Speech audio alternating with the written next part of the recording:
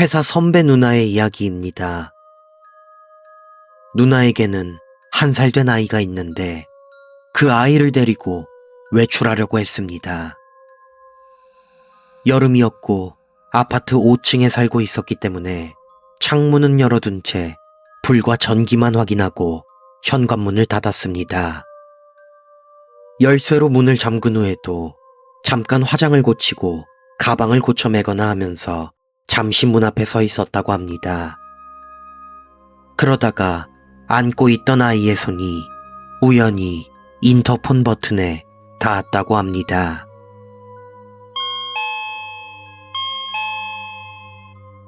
울리는 초인종 소리를 별 생각 없이 누나는 흘려들었지만 인터폰에서 수화기를 드는 소리가 들려 순간 식은땀이 흐르고 문 앞에서 굳어버렸다고 합니다. 남편은 일하러 나가서 집에는 아무도 없을 텐데 누나는 숨도 멈춘 채 아이를 껴안고 인터폰을 쳐다보고 있었지만 인터폰 너머에서는 처음 수화기가 빠지는 소리 외에는 아무 소리도 들리지 않았습니다. 누나네 집 인터폰은 조금 오래된 모델이어서 전화기처럼 생긴 수화기가 매달려 있었습니다. 벽에 붙어 있었기 때문에 수화기를 걸어놓은 상태에서는 매우 쉽게 빠진다고 합니다.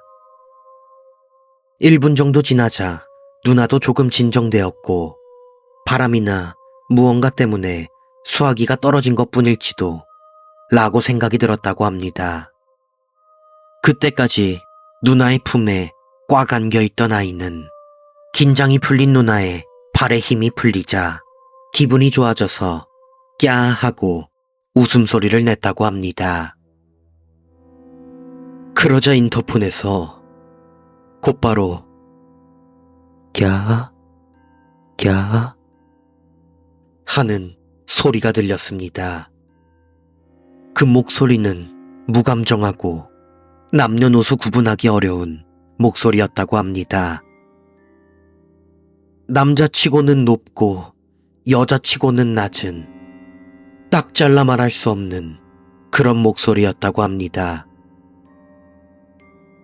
그 목소리는 그저 아이가 낸 소리의 의미를 알아듣지 못하겠다는 듯이 길게 늘어지는 목소리로 꺄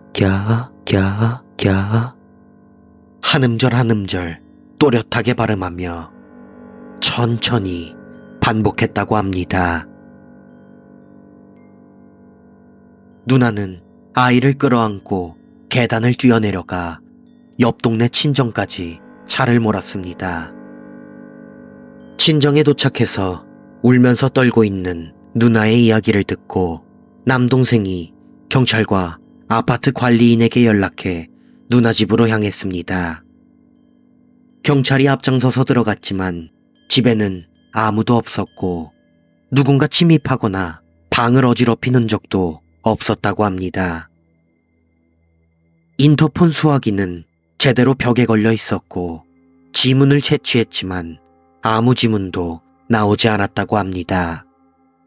인터폰이 고장났거나 전화처럼 혼선이 된 것은 아닌지 업체에 확인을 요청했지만 인터폰에는 아무런 이상이 없었습니다.